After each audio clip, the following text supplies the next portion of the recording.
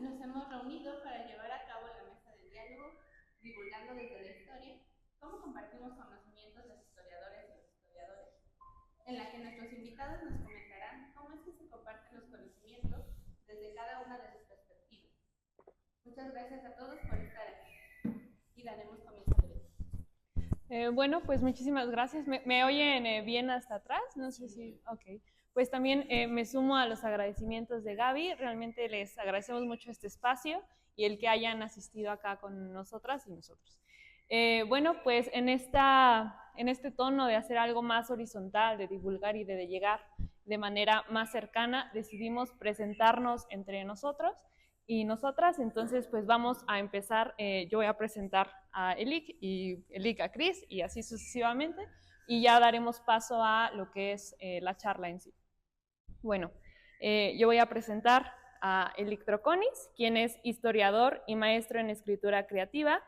En 2022 recibió el Premio Nacional de Literatura Fenal Norma por su novela histórica La joya robada. Ha publicado novelas, libros de cuento y minificción, ensayo, poesía y crítica en revistas y antologías nacionales e internacionales. Su trabajo como divulgador se ha dado en diversas revistas impresas y electrónicas, programas de TV UNAM, el podcast literario Y los sueños, sueños son, círculos de lectura, talleres, cursos y conferencias. Desde 2023 vive en Madrid y actualmente imparte el curso Alma, Corazón y Vida, Historia Musical del Siglo XX Mexicano en la Embajada de México en España. Gracias. Muy buenas tardes a todos. Yo presentaré ahora a Cristina de la Llave. Es estudiante de Historia del Arte en el claustro de Sor Juana. Está especializada en investigación, conservación y curaduría de colecciones. Ha colaborado en instituciones como Radio UNAM, el Museo de la Acuarela, la Revista de Museos y el Museo Nacional de Arte. Cuenta con certificaciones en gestión cultural, peritaje, conservación, arte novohispano y arte e inteligencia artificial, y actualmente desarrolla su labor en la preservación y difusión del patrimonio cultural. Su enfoque combina el análisis crítico, la mediación cultural y la innovación en proyectos educativos y expositivos. Es fundadora de Pensar con el Arte, un proyecto cultural dedicado a la reflexión crítica y la divulgación de la historia del arte para promover el acercamiento sensible a las imágenes y objetos culturales. Bienvenida, Cristina. Gracias y buenas tardes. Gracias por estar aquí. Yo voy a presentar a Daniela Ramírez, quien es historiador por la UNAM y divulgador cultural, enfocado en acercar la historia y el patrimonio a públicos diversos. Su trayectoria abarca museos, medios digitales y proyectos educativos, donde integra investigación, conservación y comunicación. Actualmente dirige Brújula Cultural AC, asociación civil dedicada a promover el conocimiento, el arte y la participación cultural mediante talleres, charlas y actividades comunitarias. También ha participado en ponencias a nivel internacional, como en 2019 en el ICOFOM, y también dio una ponencia que se llamó Simposio Internacional Miradas a los Murales de la SEP en 2018. Gracias. Buenas tardes. Ahora a mí me toca presentar a quien inició esta plática. Ella es Rosario Neri, es historiadora también por la UNAM. Actualmente es ayudante de investigación en el Sistema Nacional de Investigadores del CONACYT. Ha participado en eventos internacionales como la Semana de Estudios Medievales en la Universidad de Poitiers, en Francia, ¿no? Sus principales líneas de investigación son la Europa medieval, la historia de las religiones, el arte del Renacimiento y la historiografía francesa del siglo XIX. Es fundadora también de, por favor síganlo, Hijas de Clio, ¿no? Es un proyecto de divulgación dedicado a visibilizar el trabajo de mujeres historiadoras y la creación femenina. Tomo yo aquí la palabra, ¿no?, para continuar con el siguiente punto de la mesa. Nos reúne aquí el tema divulgación. Entonces, primero habría que esclarecer qué es lo que nosotros, cuando nos estábamos reuniendo, entendemos por divulgación. Y no podría ser de otra manera si no es con ejemplos. La divulgación es, como lo entendemos y como queremos transmitirlo, es poder tener algún tema en específico de investigación y transformarlo a un lenguaje entendible para todo público.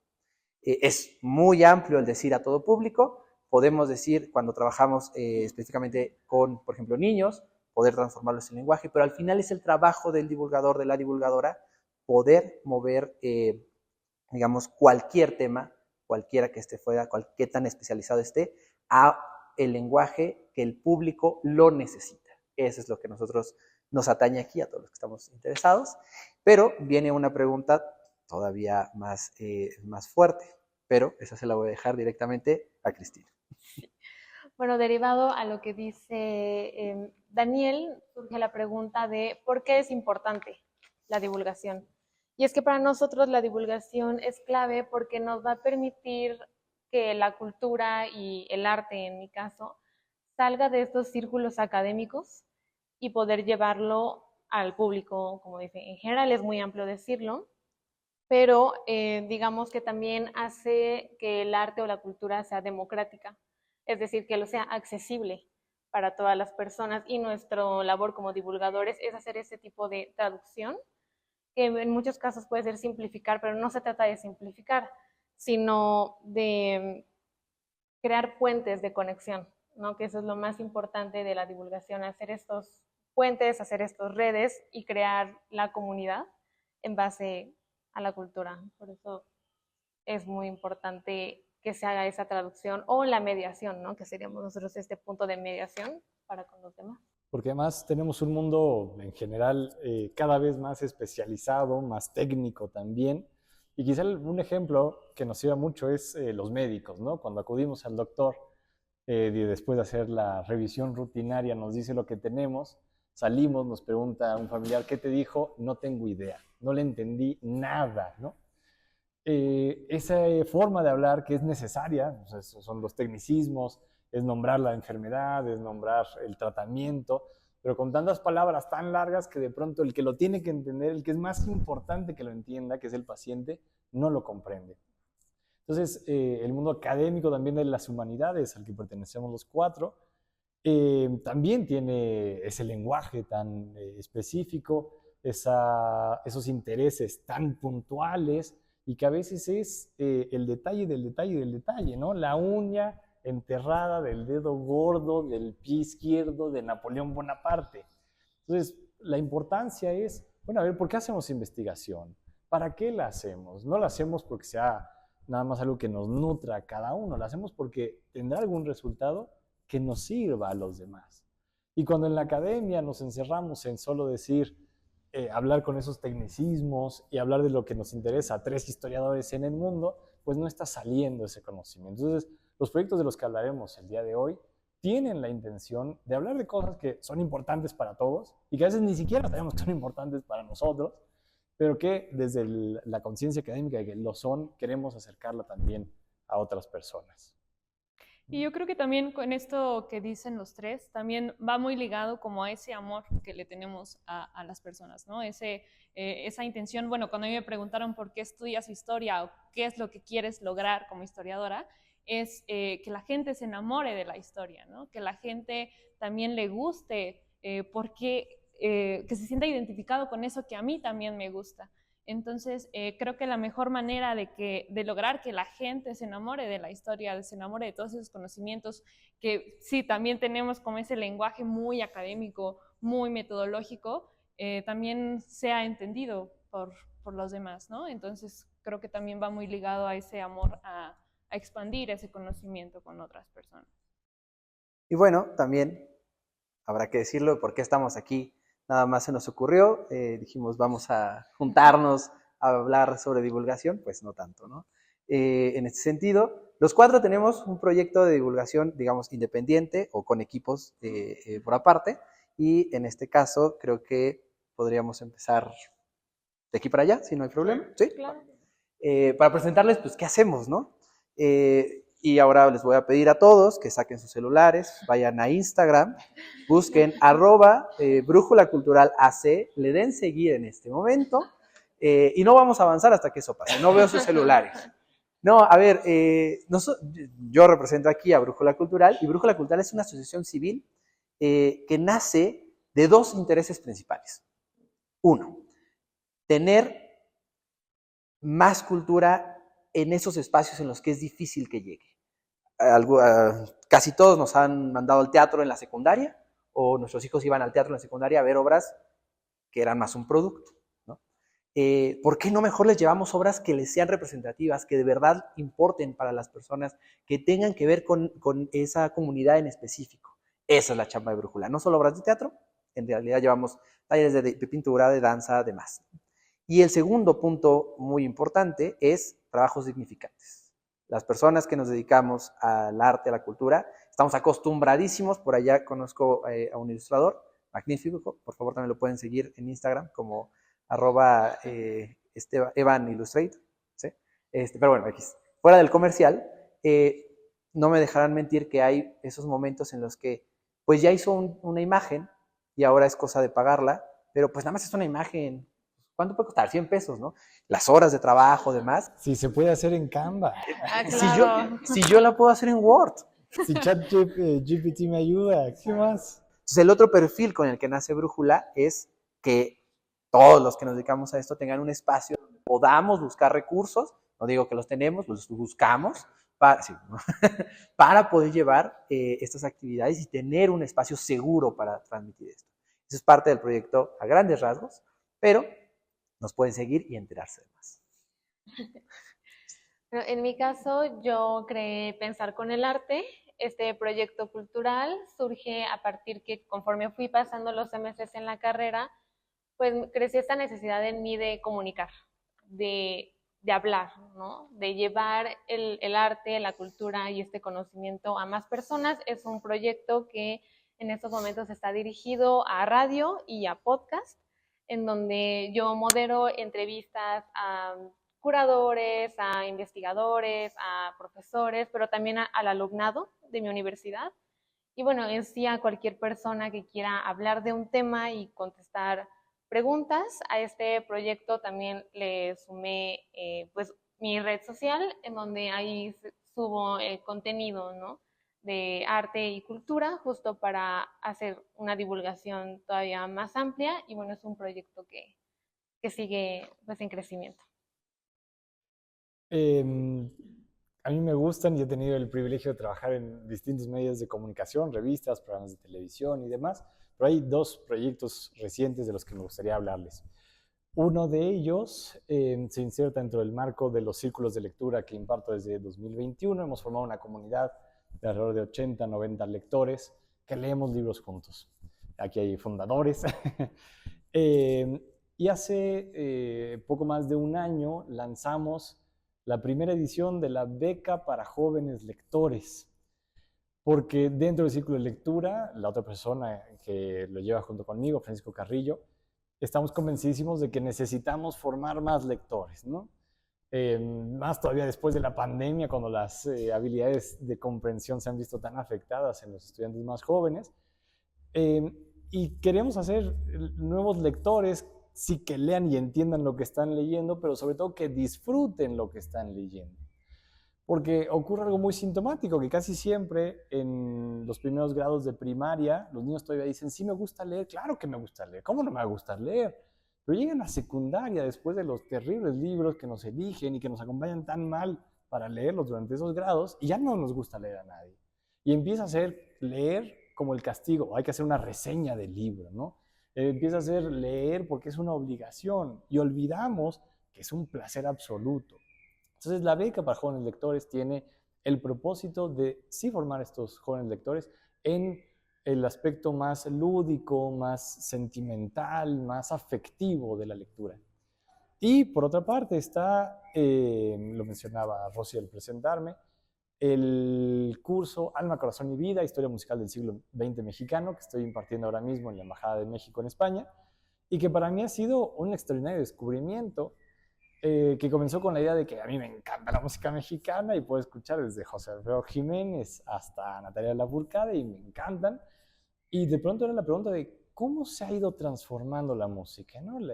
¿Qué relaciones hay entre la salsa, la cumbia, los boleros, los corridos de la revolución y demás? Llevar a cabo esta actividad que viene desde febrero y terminaremos hasta julio allá en Madrid ha sido genial por ver a personas de distintas nacionalidades, por supuesto muchos mexicanos, también muchos españoles, pero también de otros países como Colombia. Y ver las conexiones que puede causar analizar una música como la mexicana, que ha sido escuchada en todas partes del mundo, y la repercusión que ha tenido en otros países ha sido sensacional. A mí me ha enseñado muchísimo, pero creo que además a quienes estamos ahí en el curso, nos ha hecho ver cuán similares somos y además que hay tantas cosas que tenemos hoy que se gestaron hace quizás 125 años en un país y que después fueron al resto del mundo. Entonces son dos proyectos que me parece que uno dirigido hacia jóvenes, otro a prácticamente todas las edades, pero que permiten ver la lectura por un lado y la música por otro desde una perspectiva totalmente distinta. Bueno, yo aprovechando que también Daniel hizo comercial.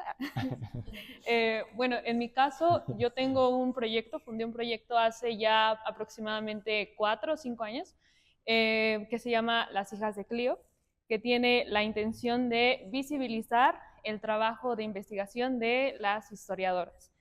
Acá, que venimos de la Facultad de Filosofía y Letras, Daniel, Elik y yo, pues casi siempre cuando nos dejaban lecturas académicas, siempre era la del clásico historiador, ¿no? Ya sea de Luis González y González o Gorman, no sé, cualquier historiador de renombre.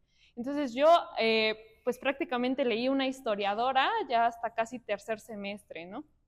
Entonces, historiadoras leí muy pocas y casi siempre en ponencias y en espacios un poco más académicos se le daba más prioridad a los historiadores hombres.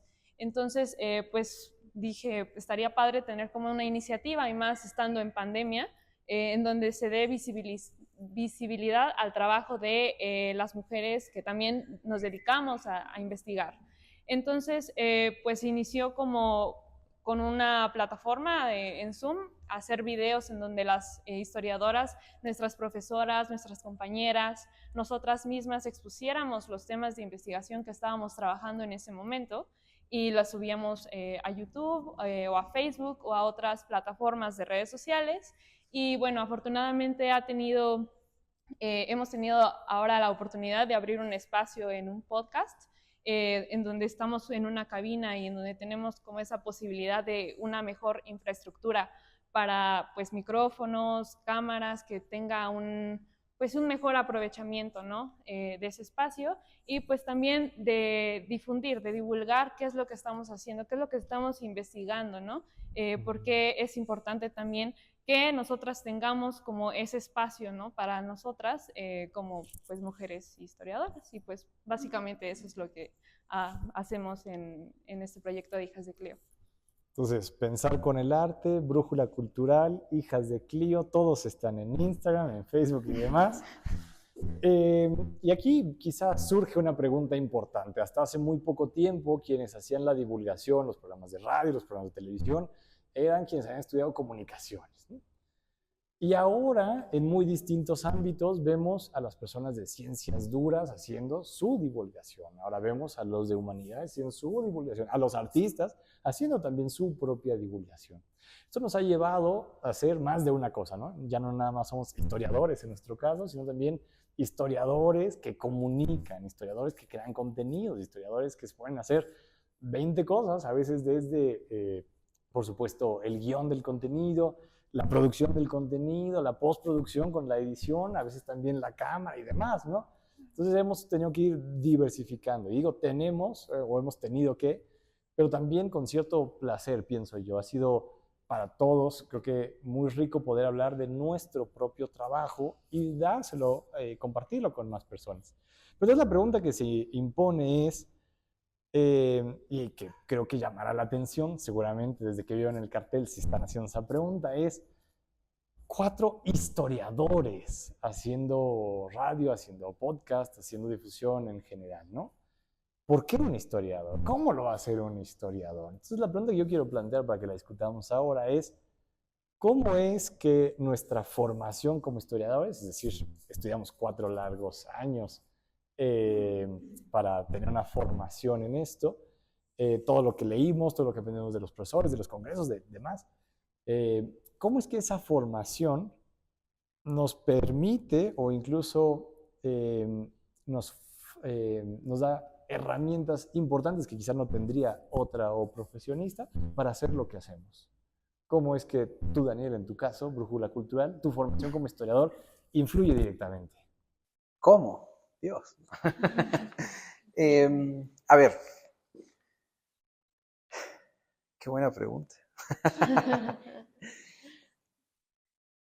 Qué buena pregunta, alguien le que contestar. No, tiene que ver mucho justo con la forma en la que nos enseñaron a investigar. Yo creo que así como cualquiera puede meterse a buscarlo, las carreras que pesan mucho en nuestra forma de concebir la vida, ¿no?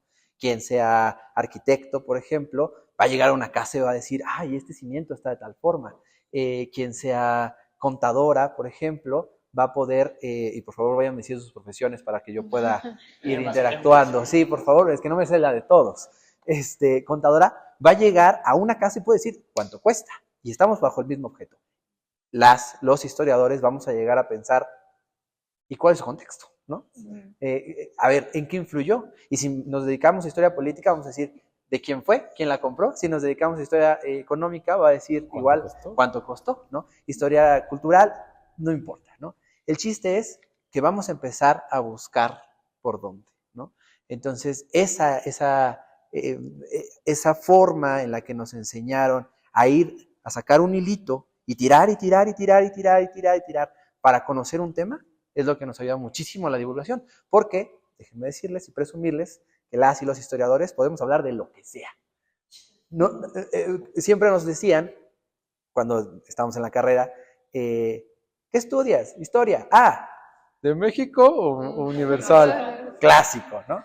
Bueno, y no había quien retaba y decía, a ver, ¿en qué año se hizo la Segunda Guerra Mundial? ¿Cuántos años duró? Y no sé, yo me dedico a historia prehispánica, santo Dios, ¿no? En 1939-45, ¿qué pasó? ¿No? Esa fue la respuesta. Pero justo, ¿no? El historiador entonces puede tomar cualquier tema e investigarlo. No tenemos que saberlo todo. No sirve de nada un historiador erudito, historiadora, que sepa absolutamente todo y que no lo cuente. ¿Quién lo dice? Borges, ¿no? Borges dijo casi el 80% de lo que se cita hoy. De todo, sí, claro. Bueno, hay funciona. un cuento por ahí, pero nuestro amigo lo sabrá mejor. Pero no sirve de nada tener tanto conocimiento, ¿no? En realidad, nos sirve como nos enfrentamos al conocimiento, de qué hilos vamos a tirar. Esas son las herramientas que, a mi parecer, y de donde Brújula, quiero decir, de donde impongo mi autoridad en Brújula, de donde empezamos a tirar. Eso, me quedaría con eso. Los hilos de donde, la forma en la que aprendimos a investigar, irnos a fuentes, diversificar en las fuentes, ¿no? O sea, por ejemplo, un historiador, ya me extendí, pero un historiador lo pensamos en el libro, ¿no? Todo el tiempo, y no solo es en los libros, también se puede hacer de páginas de internet, también se puede hacer de ramas auxiliares como la arqueología de la basura, ¿no? De todos lados donde lo veamos con el ojo histórico, podemos sacar información. Esa es. Y tú, Cristina, concretamente en tu proyecto, ¿cómo lo haces? Pues yo también estoy muy de acuerdo con Daniel, de que empieza justo por la forma en la que investigamos. En mi caso, dentro de la historia del arte, yo lo veo desde muchísimas disciplinas, ¿no? En mi campo entra desde la arquitectura, cine, fotografía, ¿no? Todas las historias del arte, es decir, prehispánico, virreinal, renacimiento, oriental, artes escénicas, música también, ¿no? Entonces sí se crean conexiones muy interesantes y perspectivas distintas, ¿no? Me puedo posicionar en muchos ámbitos y poder verlo, pero desde el lado artístico y desde la pintura. En mi caso, como mencionas, siempre te dicen como varias cosas de lo que es estudiar historia, y a mí siempre me han dicho como que solamente se ven las pinturas, ¿no? Y que no hay nada más, cuando en realidad cuando estamos frente a una pintura y se analiza, lo que estudiamos justo es el contexto. Digamos, en mi caso, que yo estudio más el arte virreinal, yo cuando veo una pintura virreinal, lo que puedo ver es resistencia, puedo ver la colonia, ¿no? Se puede ver el sistema de castas, puedes saber por un cuadro todo el sistema virreinal y cómo se movían las personas, cómo se movía el virreinato, las monarquías, inclusive su comida. Un bodegón te puede decir demasiado de un sistema político, de un país y de una época, ¿no?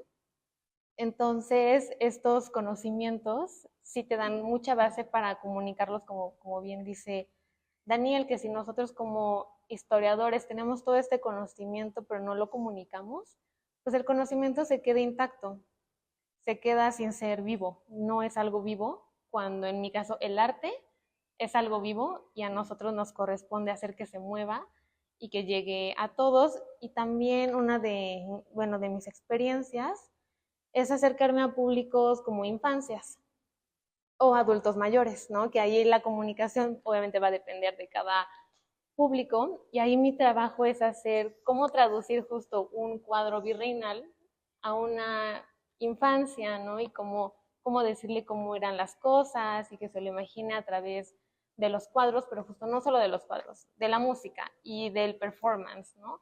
Y de instalaciones, de videoinstalaciones, digamos que pues de todo. En la carrera yo nunca pensé inclusive hacer un plano, nunca. O sea, yo dije, voy a estudiar historia del arte y yo cuando voy a hacer un plano, bueno, tuve que hacer un plano para mi materia de arquitectura, porque teníamos que saber cómo es por dentro una catedral novohispana. Entonces tienes que saber los cimientos, tienes que saber las columnas, ¿no? Entonces sí es muy vasto. Entonces da muchísimo para hablar, así que este tipo de plataformas de radio, de podcast, de mesas, da muchísimo para comunicar. ¿Y en Hijas de Clio? ¿Qué tal? Pues es que acá, por ejemplo, somos historiadoras hablando también de la misma historia, ¿no? Pero hasta en eso creo que también hay esa responsabilidad de, como bien dijiste, Daniel, saber investigar, ¿no? Creo que nos dan como esa herramienta de saber buscar, de saber discernir, de saber criticar los textos, de saber también tener un cierto criterio. Entonces, creo que esa capacidad que nuestra disciplina nos da de investigar y de ese espíritu de conocer cosas nuevas, también nos ayuda, por ejemplo, en el caso del podcast que tenemos, de estar en el mismo tono que nuestras invitadas. Porque, por ejemplo, no es lo mismo yo que me dedico a historia medieval, si invito a una historiadora como Cristina, que estudia historia del arte, también yo tengo que estar informada de qué es lo que me va a hablar Cristina. No es como que nada más la invite y háblame de lo que quieras y yo no participar nada, ¿no? También tengo que estar en el mismo tono que Cris, también tengo que estar en el mismo tono de una historiadora que me habla de Revolución Mexicana y no me puedo zafar diciendo, ay, es que yo me dedico solamente a la Edad Media o yo solamente me dedico al arte, ¿no? Entonces creo que esa habilidad que tenemos para conocer cosas nuevas es lo que nos ayuda también en la divulgación. Y creo que otra cosa que podría decir yo que nos ha ayudado la disciplina es también en esa fiabilidad en la información que divulgamos, porque estamos muy acostumbrados también que en redes sociales, en esta época más, consumamos también mucho este contenido de páginas que se dicen historiadores o se dicen que están dando como conocimientos históricos, pero que o no son historiadores o lo checaron así de Wikipedia de rápido y lo doy en un TikTok, que pues puede pasar a que lo dé a alguien que pues lo está extrayendo de un libro, que lo está extrayendo de una fuente confiable y ese respeto que le tenemos a los libros, que le tenemos a este tipo de fuentes, pues es otra cosa que podemos también rescatar, ¿no? Diría yo. Como esa responsabilidad de también dar una información actualizada, una información confiable y pues sí. Yo recordaba en la preparación del curso de música del que les he hablado, de historia de la música, que no enseñamos a nadie a cantar ni a tocar instrumentos, por supuesto he querido nutrirme de libros, especialmente de la Biblioteca de la Embajada de México, y distintas fuentes, y también análisis musicales, porque al final hay que entender la música para poder hablar de su historia, ¿no? Y di con un canal en el que un músico en cada video se pone a analizar un artista, ¿no? Y pues ese día tocó Pedro Infante. Y entonces, parte del canal es hacerlo todo muy espontáneo y pues que él se vaya sorprendiendo mientras nos sorprende también a nosotros. Entonces, bueno, pues vamos a ver. Y uno ve cómo en pantalla aparece Wikipedia y empieza a leer los datos, ¿no? Entonces, bueno, ya desde que abre Wikipedia, decimos, aquí algo sospechoso puede haber, ¿no? Por supuesto, para datos fáciles, rápidos, es extraordinaria Wikipedia, ¿no? Pero para el análisis más profundo, y creo que aquí con lo que voy a contar viene la cuestión.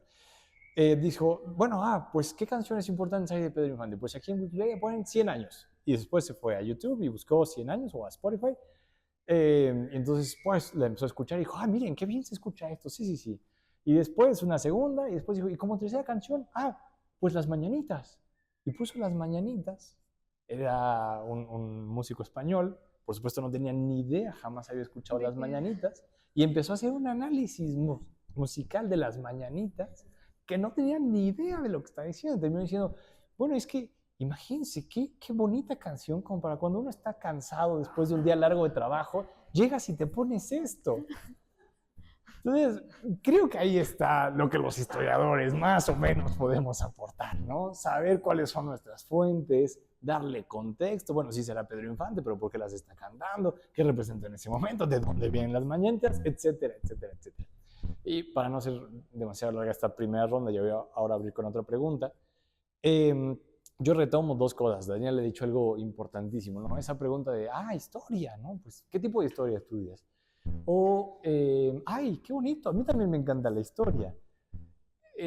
Creo que en muy buena medida que nos hagan esas preguntas es porque nosotros no hemos sabido contarle al resto de la gente qué hacemos, ¿no? Venimos de varias generaciones de académicos, humanistas en general, que nos formaron a nosotros y con quienes estaremos siempre muy agradecidos, pero que hacían investigación dentro de los cubículos y nada más, ¿no? Entonces, ahora nos toca a nosotros un poco de abrirlo. Y en ese sentido, lo primero y lo más importante es decir, la historia es preciosa y nos emociona a todos, pero además es para algo, ¿no? Todavía no discutimos nosotros mismos para qué exactamente, pero yo creo, esta es respuesta muy personal, después los otros tres podrán dar su perspectiva, que entre otras cosas, eso de estudiar el pasado, si nos ayuda a algo, es a entender nuestro presente. Y voy con el caso que me salta de inmediato a partir del curso de música. Una de las sesiones que di estaba dedicada a la música de estudiantina. Si le preguntamos, yo hice el experimento, ¿no? Tenía la mitad de los asistentes eran mexicanos, la mitad de español. Pregunté, ¿de dónde es la estudiantina? Por supuesto que los españoles dijeron, de España, y los mexicanos dijeron, de México, con los churros y las arepas, ¿no? Los mexicanos estaban convencidos de que Guanajuato, ahí donde se va a callejonear, era la cuna de la estudiantina. Y los españoles, por supuesto, estaban segurísimos de que eso venía de mucho tiempo atrás. ¿Cuánto? ¿Quién sabe? Pero venía de mucho tiempo atrás en España. Ninguno sabía que tenía que ver con una tradición medieval de la universidad cuando empieza por allá de los años 1200, o si sabe mucho más de eso que yo, y que después se extiende a buena parte de Europa. Y después, casi hasta los 1800 y sobre todo principios de los 1900, pasa a casi todo el continente americano. Y por eso también hay estudiantinas, incluso en Chile. Entender eso, que ni era de México, ¿no? Para los mexicanos, pero para los españoles también entender que no era absolutamente un fenómeno único en España, y cómo se había extendido, y cómo se había enriquecido, y el hecho de que en España hoy por hoy se canten canciones de estudiantina que fueron escritas en México, fue lo que nos sorprendió a todos. Entonces, nos ayuda a entendernos hoy y a saber, entre otras cosas, con este ejemplo concreto, lo conectado que está el mundo y lo mucho que le debemos a otros. Creo que en el fondo la historia nos enseña un poco a pensar menos en nosotros y a entender más lo que está a nuestro alrededor. Sí, otra pregunta. Bueno, sí, pero igual estoy de acuerdo con el Lic de que justo hace que veamos más allá de lo que se nos presenta de inmediato y ver a otros. En el caso de lo virreinal, inclusive saber que la talavera viene de Asia, ¿no? Y que llegó en el Nao de China, o muchos de nuestros alimentos que consumimos hoy en día, como que pensamos que la horchata, la jamaica y el tamarindo aguas súper básicas, mexicanas, que a todo el mundo nos encanta, pero ningún ingrediente es mexicano, ni prehispánico, ¿no? Que viene todo de Asia y estamos todos interconectados y somos lo que somos hoy en día por todo este pasado que traemos, justo. Bueno, que yo quiero retomar justo algo que dices, que si nos hacen esta pregunta de ¿qué estudias? ¿Historia de México o historia universal? O de que dices eres historiador y te quieren preguntar exactamente cómo pasan cualquier cosa que pregunten. Creo que también está muy ligado a la siguiente pregunta que vamos a hacer, que tenemos distintos retos, ¿no? Como historiadoras, como historiadores, para el público, ¿no? Entonces creo que podríamos, no sé si quieras decir algo antes de pasar a la pregunta. Sí, ¿qué retos, por ejemplo, tú, Edic, tienes al momento de divulgar, al momento de hacer tus proyectos? Bueno, uno, creo que es a la vez reto y posibilidad, ¿no? Lo decía, ser el historiador mismo quien está haciendo la divulgación. Y por otro, la cultura de la inmediatez en la que nos encontramos hoy. Porque entender un tema cualquiera toma al menos un curso de un semestre, un libro de 300 páginas, y ahora hay que decir todo en reels de 1 minuto. Daniel constantemente me dice que mis reels son demasiado largos cuando duran ya 60 segundos. Y yo me peleo porque no puedo, ¿no? Pero es cierto, nos estamos viendo obligados a ser más rápidos, a decir las cosas más divertidas, a que en los primeros 3 segundos tiene que haber un gancho extraordinario que diga algo importante para que la gente se quede 8 segundos más, ¿no? De pronto vemos las estadísticas de los podcasts, de los programas, y igual y tienen muchísimas reproducciones, pero son de los primeros 15 segundos. Nadie se queda más. Es impresionante ver eso, ¿no? Entonces creo que como reto está usar los medios que tenemos hoy al alcance y que son una gran posibilidad porque nos abren la puerta y llegan a muchísima más gente, pero usarlos para llegar a lo que realmente queremos, ¿no? Lo que queremos es un programa que se extienda hablando de la historia a partir de historiadoras, o un programa en torno a arte o historia del arte y cultura del lado de Daniel. Hay que jalarlos de 1000 maneras, ya que uno los tiene preso en la red, ya entonces decir, bueno, aquí va el curso entero de lo que necesitamos saber, ¿no? Bueno, aquí está ya el podcast con todo lo importante. Entonces creo que el desafío es eso, en un mundo inmediato y en un mundo que busca sobre todo lo lúdico, cómo decir, no lo serio, pero sí lo que necesita una atención un poco más importante y más aterrizada y paciente, ¿no? ¿Ustedes qué dicen? Pues yo estoy muy de acuerdo con lo que dices, o sea, creo que más allá de también saber que sea rápido, que sea atractivo, o saber hacer contenido, porque por más que dure 30 segundos, si usas también un lenguaje muy difícil o con términos demasiado académicos o demasiado complejos, que bien como la receta del doctor que dices, ¿qué diablos está diciendo? Háblame en cristiano. Creo que también es importante que como historiadores sepamos llegar a nuestro público. Entonces, como ese uso del lenguaje de decir, a ver, lanzar una pregunta o saber qué tipo de contenido vamos a crear para que las personas pues les llame la atención y digan, bueno, lo consumo, ¿no? Y también creo que, bueno, quizá va a cambiar un poco el tema acá, pero, por ejemplo, uno de los retos a los que me enfrenté hablando de redes sociales es también como ese miedo a mostrar mi imagen, ¿no?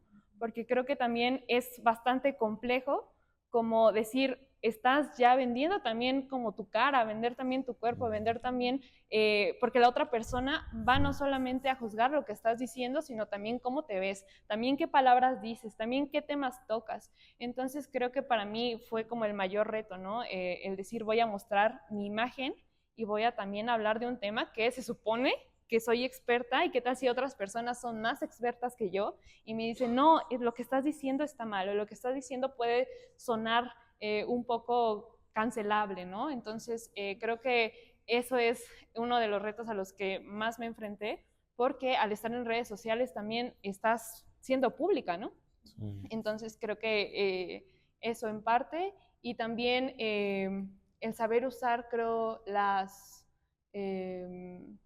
pues no sé, las herramientas necesarias, pero bueno, eso ahorita vamos a hablar de ello. No sé, tú, Dani, ¿qué retos te enfrentaste o Cris? Yo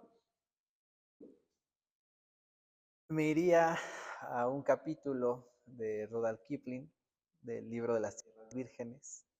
Yo sé que hay gente que ya lo leyó por acá, así que pueden participar, levantar la mano.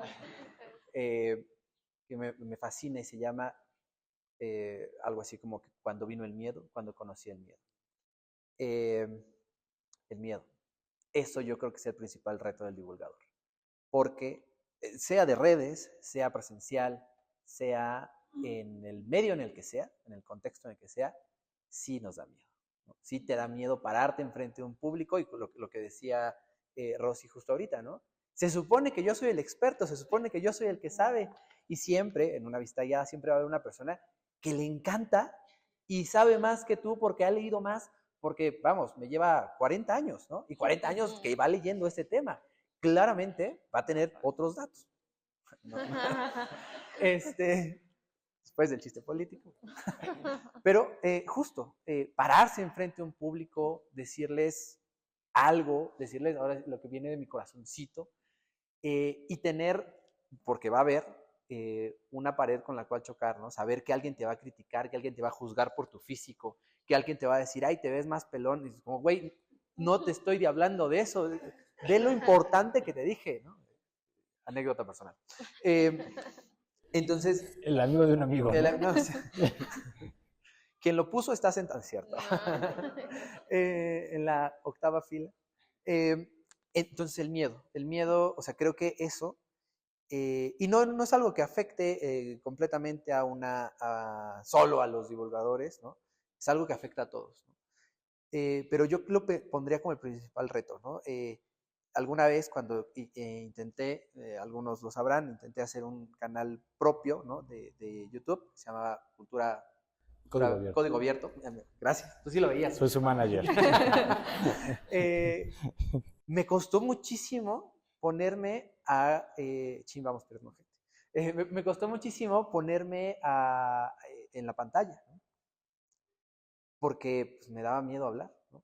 ¿Y cuál era la única solución? Es que, tenía también el problema de no se ve bien, no se escucha bien, nunca va a ver todo bien, nunca todo va a ser perfecto. El chiste es párate, hazlo y velo haciendo y eso te va a dar experiencia y te va a poder platicar, te va a dar la experiencia de poder platicar un tema, de justo hacer este trabajo de divulgación que es hablarlo como si estuviéramos platicando, ¿no? No tengo por qué meter justo ahorita que estamos hablando de teoría de comunicación, teoría de marketing, nada, solo lo estamos platicando, ¿no?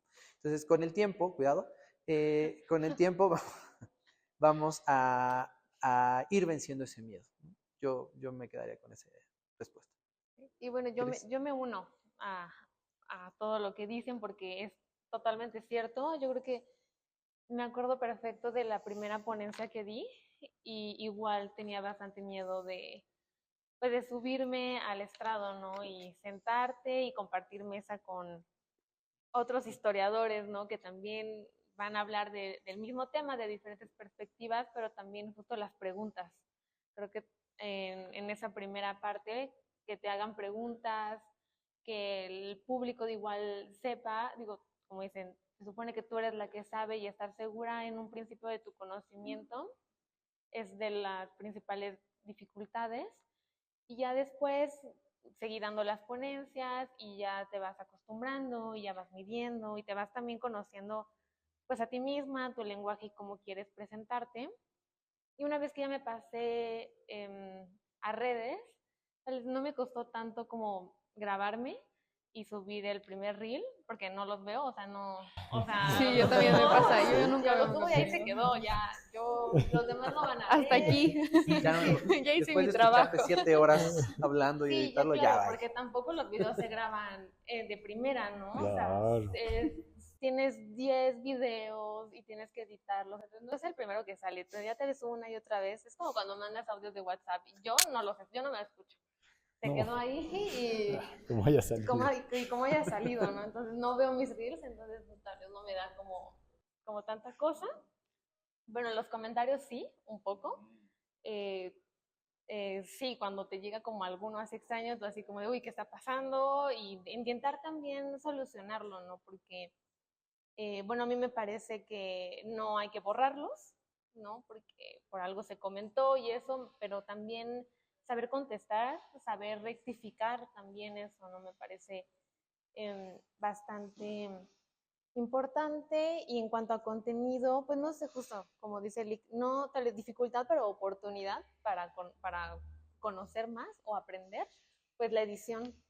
No, yo entré al mundo del contenido sin saber editar muy bien, apenas estaba aprendiendo, fue difícil, pero ya es una herramienta que ahora adopté. Digamos que en ese ámbito de dificultades lo vas aprendiendo y ahora lo adoptas y ya vas evolucionando un poco. Entonces, sí, sí se puede. Hay que pues trabajarlo, ¿no? Pero hay que verlo también como alguna posibilidad. Uh-huh. Ahora, ya que ya quemaron una parte de la pregunta, ¿no? La siguiente pregunta sería, ¿qué herramientas actuales usamos para ello? ¿No? Bueno. Las redes sociales es la respuesta, pero a ver, vamos a ver. Vamos a, y todavía no abrir oficialmente la parte de preguntas, pero sí hacer este trabajo divulgativo, interactuar con ustedes. Vamos a abrir la pregunta a nosotros 4, pero también para el público que nos acompaña. Ya no solo es qué herramientas actuales ocupamos para hacer divulgación, ¿no? Y esta parte en la que tenemos que editarnos. Yo les comentaría a ustedes, o les preguntaría a ustedes, ¿qué herramientas consumen? ¿En qué herramientas consumen historia? Consumen, pues ya no solo historia, cualquier tema, ¿no? Pero cómo se les hace más sencillo incluso, ¿no? Porque pues, habrá quien diga, yo prefiero leer un libro antes de ver un reel. Y hay quien diga, yo prefiero ver un reel de 20 segundos antes de un video de YouTube. Y pues el libro, para nada, ¿no? Entonces, la pregunta concreta es, ¿qué herramientas ocupamos? ¿No? ¿Cómo las ocupan? ¿No? Díganos, ¿no? Y cuáles consumen, ¿no? Primero que pasen estas víctimas en lo que ustedes van pensando, ¿vale? Pues, a ver, en mi caso primero fue Zoom, pero ahí mismo tú vas viendo como qué es lo que consume la gente. Por eso yo creo que es una muy buena pregunta la que acaba de lanzar Daniel, porque vimos que, por ejemplo, hacíamos videos, o sea, grabábamos la sesión de Zoom en donde las historiadoras nos explicaban de su tema, pero veíamos que al ser videos de más de 30 minutos y en este formato Zoom, en donde siempre pasa de que la otra persona atrás tiene todo el fondo borroso y como que dices, no, eran menos consumidos que otros videos que a lo mejor más cortos, pero que pegaban más, ¿no?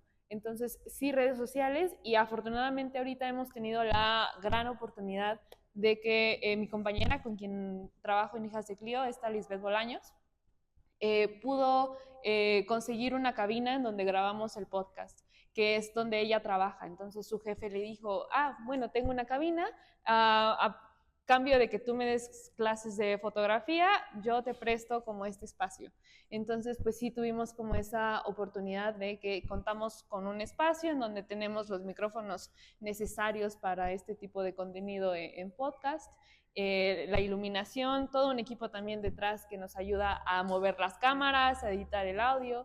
Y bueno, creo que eso también es importante, ¿no? ¿Qué tipo de herramientas como las cámaras, como las luces, como la edición, pues está detrás de todo el trabajo que hacemos? Y creo que también una herramienta importante es la conexión con otras personas, que es entre nosotros, entre nosotras. Porque mi trabajo, al ser, por ejemplo, que invitamos a historiadoras, invitamos a Cristina. Y con Cristina también ahora en su proyecto nos invitó a nosotras. Y para este espacio invité a Cristina. Entonces es como también una cierta conexión entre historiadores, entre creadores de contenido, que creo que se mantiene entre los 4. Entonces creo que es algo también, bueno, yo la consideraría una herramienta para seguir como haciendo este tipo de redes, ¿no? que traspasa el ámbito de Internet, y creo que también es una buena herramienta, sí. Y vital, ¿no? Porque al final, el chiste de hacer esto, el objetivo es generar una comunidad que le interese a la gente. Sí, como espacios que estamos teniendo ahorita, ¿no? Más frente a frente, ¿no? Sí. Y que también este evento y lo que nos permite la Casa de Cultura es extraordinario, pero las posibilidades que nos da hoy la tecnología las amplían todavía más, ¿no? Entonces, tenemos cada uno un micrófono para que esto después lo puedan escuchar y ver más personas. Entonces creo que eso también es una herramienta que constantemente estamos viendo cómo explotar más lo que ya hacemos, ¿no? Contestando a la pregunta de qué herramientas, si me lo permite, Por favor. Bajo el riesgo de sonar excesivamente cursi, voy a decir que creo que una de mis herramientas más importantes es la afectividad. Porque estamos muy acostumbrados a pensar que leemos para aprender o leemos para algo útil, los instructivos, ¿no? Un libro de ciencias. Y se nos olvida lo que comentaba hace unos momentos, que leemos para disfrutar. Y leemos a veces para reírnos, y leemos a veces para llorar. Pues también es cierto que necesitamos llorar a veces, y un libro nos saca todas las lágrimas que teníamos acumuladas los últimos 10 años. Y a mí me pasa en el círculo de lectura que mucha gente al principio dice, como que su reticencia a entrar es, pero es que yo no he leído tanto y yo no sé tanto como otras personas que sí lo han hecho. Entonces piensan que va a ser un concurso, un estilo maratón, de ver quién sabe más. Es muy normal porque también quienes estamos en la parte de los libros nos hemos dedicado a eso, a hacer pensar que el libro igual conocimiento, dato, información, saber, ¿no? Y yo, por ejemplo, nosotros leemos un libro cada mes y empieza la sesión con una pregunta que para mí es la más importante. ¿A quién le gustó el libro? No a quién le pareció que la técnica del narrador omnisciente es impresionante, a quién encontró en el capítulo 23 el mejor flujo de conciencia que ha leído en la vida. No, eso no importa. Lo más importante es me gustó o no me gustó, lo disfruté o no lo disfruté, es mi tipo de libro o no. Entonces creo que esas pequeñas preguntas que nos hacen ir por qué siento y no nada más qué sé o qué aprendí, cambian por completo la forma en que hablamos de cultura en general. Perfecto. Creo que esa parte humana que hace tanta falta, ¿no? El que siento, la conexión, porque al final, a ver, tal vez desde aquí podemos saber quién siente un poco de sueño, no voy a decir nombres, pero en efecto, ¿no? O sea, gracias. Eso los despertó a todos. Sí, sí, sí, exacto. Ay, no, yo estoy despierto. Pero justo, ¿no? Esa conexión con la gente, que es importantísima. Le iba a dar ya la palabra a Cristina, pero voy a esperar un par de segundos para que nos haga favor de contestar la pregunta. Sí, en mi caso, de mis herramientas, bueno, la principal pues es mi red social, ¿no? Instagram, en donde creo el contenido y justo como dice Rosy, digamos, los videos tienen que ser pues cortos, tienes que hacerlo llamativo, tienes que enganchar a las personas de una, ¿no? Para que se queden justo un poquito más de tiempo. De hecho, uno de mis videos como más que ha tenido respuesta es cuando les comenté que en la casa de Monet, este pintor impresionista, varias de las algas de su estanque vienen de Xochimilco. Entonces, o sea, tienes que dar justo datos curiosos, hacerlo atractivo para que se interesen, aunque sea en un tema, ¿no? Que se queden con que, bueno, existe el impresionismo y alguno de ellos se va a interesar por investigarlo o se va a interesar por investigar al artista o a la obra. Entonces, a mí me parece que aunque sean videos cortos y nada más se lance esa pregunta, pues puedes simbrar aunque sea a un rayito así de luz para que alguien vea y se adentre más en el tema.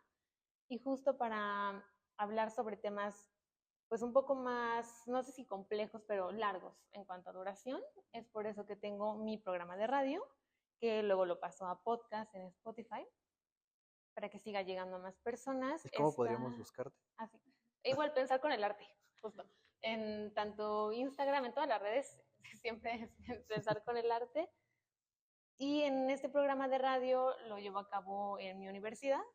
Ahí pues tenemos todas las herramientas electrónicas, tecnológicas para que se lleve a cabo, ¿no? Están los técnicos, los micrófonos, pero también concuerdo mucho con el LIC de la parte de la afectividad y de cómo transmitirle pues este gusto o amor que tienes por la historia, cómo hacerlo de una forma amable, ¿no? Creo que también tiene que ver mucho la hospitalidad y de que las personas se sientan bienvenidas de aprender estos temas, ¿no? A cualquier espacio cultural.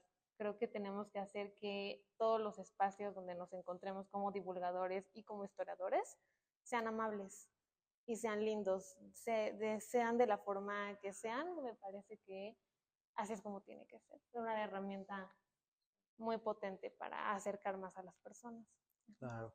Y creo que justo esto que dices, o sea, lo del alga a mí me sorprendió también. Creo que aquí hicimos los dos a coro como 15 años de, wow. Sí, vienen de Xochimilco. Por la conexión, ¿no? Sí. Que se genera con la gente que somos de, aunque no seamos de Xochimilco, algunos sí, pero yo sí. Orgullosamente. Y por allá también se levantó una mano, eso es todo, poder Xochimilco. Ay, por allá viven en Xochimilco, no digan nada, eso. Pero justo, ¿no? Esa conexión con el mexicano, ¿no? O sea, a todos hemos ido a Xochimilco, o por lo menos hemos escuchado hablar, y ay, qué padre que algo mexicano esté allá, ¿no? Autocontestando. A mí me llamó mucho la atención la palabra cuando lo estábamos planteando, herramientas, ¿no? Porque la herramienta uno agarra un martillo, ¿no? Y es que me gusta mucho la idea del martillo mal agarrado, ¿no? O sea, quien no sabe usarlo puede también perjudicar, ¿no? O sea, si no sabes agarrar el martillo del mango, te puede sacar un ojo. Es una responsabilidad las herramientas que podemos ocupar, ¿no? Concuerdo completamente con los tres, ya no voy a agregar más. Creo que también es súper importante la conexión, ¿no? También, bueno, pero también la responsabilidad de agarrar las herramientas, ¿no? Un buen divulgador tiene que tener esta responsabilidad de que lo que va a decir, uno, sea verdad, ¿no? No se invente un dato solo por generar más likes, ¿no? Porque ahí va pues, también su calidad como investigador, ¿no? Como lo primero que fue un académico y después ya un divulgador, ¿no? Divulgadora, y poder ocuparla, como dices, para el bien, ¿no? Sí, poder llegar a más personas, porque esto, pues al final, la información puede estar ahí, pero también la información, alguna vez lo han escuchado, ¿no? La información es poder, ¿no? Y el poder lleva para varios lados. Lo importante es pues, enfocarla bien también hacia dónde queremos, ¿no? No me sirve de nada plantear una pregunta, ¿no? Si la respuesta que voy a detonar, tampoco sé cómo la voy a contestar. Entonces, por eso también como esta responsabilidad sobre las herramientas.